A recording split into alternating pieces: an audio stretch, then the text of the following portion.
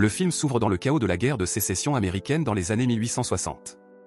Jonah Hex, un soldat combattant pour l'Union, reçoit l'ordre de son commandant, Quinton Turnbull, d'incendier un hôpital situé en territoire ennemi. Jonah refuse et s'oppose à Turnbull, ce qui entraîne une violente confrontation. Au milieu du tumulte, Jonah tue accidentellement Jeb, le fils de Turnbull. Submergé par le chagrin et la rage, Turnbull se venge en kidnappant la famille de Jonah et en les assassinant sous ses yeux. En punition finale, il marque le visage de Jonah avec un fer chauffé, le laissant défiguré à jamais et presque mort. Jonah survit néanmoins à cette épreuve qui bouleverse sa vie pour toujours et jure de se venger de Quinton Turnbull. Quelques jours plus tard, il est retrouvé par la tribu amérindienne Kervo, dans un état proche de la mort. Un ancien pratique un rituel ancestral qui non seulement guérit Jonah, mais lui confère aussi des pouvoirs surnaturels et la capacité de communiquer avec les morts. Grâce à ces nouvelles facultés, Jonah part à la chasse de Turnbull, pour découvrir que son ennemi serait mort dans un incendie. Son rêve de vengeance s'évanouit, mais Jonah poursuit sa route et devient un chasseur de primes qui traque des criminels pour de l'argent. Un jour, dans la petite ville de Stunk Creek, Jonah remet les corps de 3 hommes recherchés au shérif local. Mais tout change lorsqu'il apprend qu'une prime de $500 est offerte pour sa propre tête, mort ou vif. Le shérif, qui avait engagé Jonah, projette de le trahir pour toucher la récompense. Une fusillade éclate et Jonah, en se défendant, abat le shérif et ses hommes. Ailleurs, un événement majeur se produit. Un train militaire transportant des armes est attaqué par une bande de hors-la-loi à cheval menée par nul autre que Turnbull, qui avait simulé sa mort pour échapper à Jonah. Le groupe terrorise les passagers et les soldats à bord, menaçant de faire exploser le train si quelqu'un résiste. Il détache les wagons de passagers, puis déclenche une bombe et vole les armes militaires qu'il projette d'utiliser contre les États-Unis. Lorsque le président Ulysses Grant apprend l'attaque et confirme que Turnbull est toujours en vie, il prend conscience de la gravité de la menace. Le lieutenant Grace rapporte que Turnbull prévoit une attaque à grande échelle contre les États-Unis le 4 juillet, jour du centenaire de l'Amérique. Le président réagit rapidement et envoie Grace chercher Jonah, convaincu qu'il est le seul capable d'arrêter Turnbull. Jonah se trouve dans un bar lorsqu'il est de nouveau pris en embuscade, mais il parvient à tuer son agresseur. Plus tard, il rend visite à Leia, une travailleuse du sexe proche de lui, et passe la nuit avec elle. Alors qu'il s'apprête à partir, Grace et une unité de soldats arrivent avec un message du président Grant, lui demandant de reprendre du service. Jonah refuse jusqu'à ce que Grace révèle que Turnbull est encore en vie. Ranimé par sa soif de vengeance, Jonah accepte la mission. Ils arrivent à un poste militaire où ils apprennent que l'un des braqueurs du train a déjà été tué, ce qui rend la traque de Turnbull plus difficile. Jonah utilise alors son pouvoir pour ressusciter temporairement le voleur mort et l'interroger. Ce dernier avoue avoir travaillé pour Slocum, l'ancien supérieur de Jonah, et non pour Turnbull, avant de mourir de nouveau.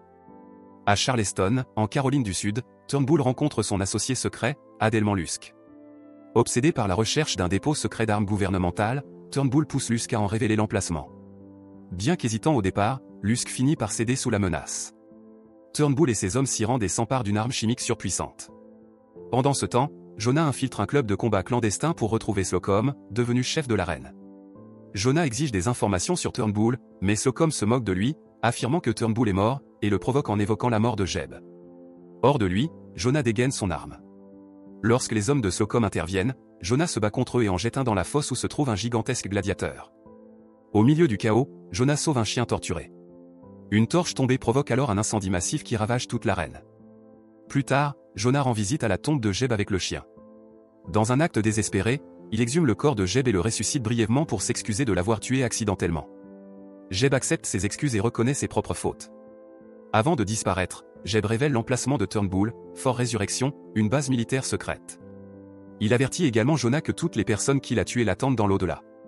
Avec ces informations, Jonah se rend chez Smith, un expert en armement, pour s'équiper. Smith lui remet une arme puissante capable de tuer 10 hommes avec une seule balle. Cette nuit-là, Jonah infiltre Fort Résurrection et surprend Turnbull en train d'assembler son engin meurtrier. Avant que Jonah ne puisse agir, Burke, le bras droit de Turnbull, l'attaque par surprise et lui tire dessus, pensant l'avoir tué. Gravement blessé, Jonah rampe dans la forêt pour s'échapper et reprendre des forces. À l'aube, Turnbull ordonne de transférer les armes sur un navire, craignant une intervention de Jonah.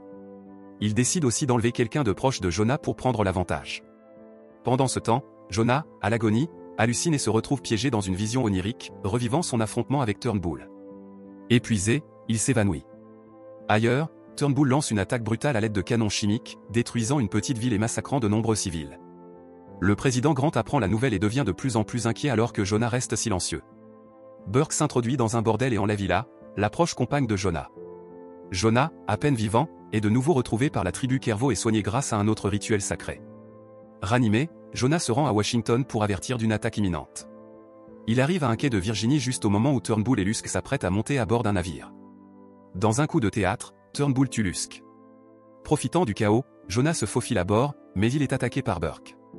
Un combat féroce éclate, ignoré de l'équipage.